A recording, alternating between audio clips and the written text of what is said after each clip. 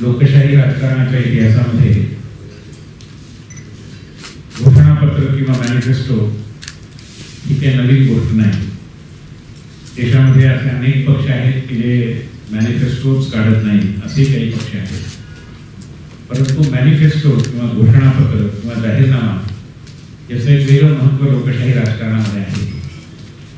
आणि भारतीय जनता पार्टी देशातली सगळ्यात मोठी राजकीय पक्ष संस्था या नात्याने यावेळी एका नव्या प्रयोगाच्या आधारे एक क्राऊड सोर्सिंगच्या माध्यमातून लोकांना आपण संपर्क करून त्यांच्या आशा आकांक्षा इच्छा त्यांचा अभिमत त्यांचा अभिप्राय समजून घेऊन या प्रकारचं घोषणापत्र बनवावं असा एक उपक्रम सुरू केला आहे.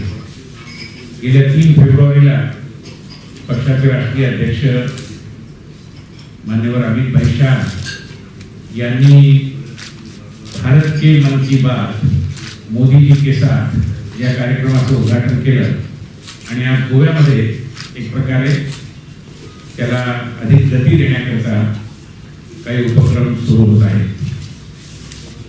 यामध्ये केवळ लोकांकडून सूचना घेणं हे तर आहेच आणि त्याचा तपशीलही आपल्यापर्यंत आलेला आहे की आपल्याला जी एक मतपेटी सारखी पेटी दिसते आहे त्या पेटीमध्ये समाजाच्या सगळ्या वर्गाकडून सूचना याव्यात आणि अशा लाखो लोकांच्या सूचना या गोळा केल्यानंतर त्याचं विषयवार वर्गीकरण केल्यानंतर आणि त्याचं विश्लेषण केल्यानंतर साधारणतः मार्च महिन्याच्या अखेरीस हे लोकघोषणापत्र तयार होईल, जो भारतीय जनता पार्टीचा 2019च्या लोकसभेसाठीचा जाहीरनामा किंवा मॅनिफेस्टो असेल.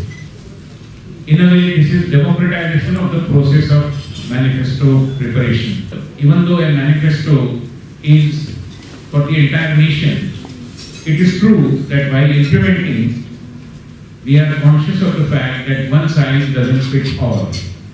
And therefore, when we interact with people from various sections, from various regions, naturally, the diversity of developmental issues also comes to the fore, which could be taken care of in the final drafting of the manifesto.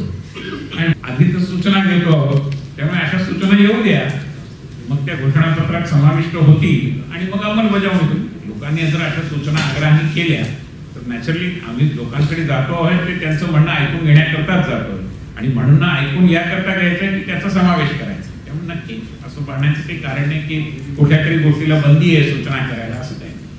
Everything under the sun you can definitely give your suggestions of.